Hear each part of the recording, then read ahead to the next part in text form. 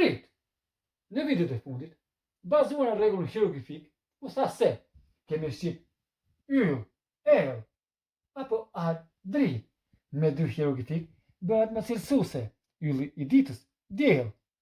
Perëndia e hebrejve Elohim, apo perëndia e diellit e të ashtu quajturve grek të lashtë, Helios, Helios, latinisht italisht stella, anglisht star, urdu pakistançe pra stara, apo indiançe tara. Në të gjitha rastet kemi të bëjmë në themel me yll, shëndetshmëri. Shohim tani ndryshimin mes fjalës italiane stella dhe anglishtes star, shpërnda shëndetshmëri, shpërnda dritë. Praktikisht në të dyja rastet e njëjta gjë. Për më shumë, libri Gjuha hieroglifike, ndiq profilin. Kujto, faktet nuk janë opinion.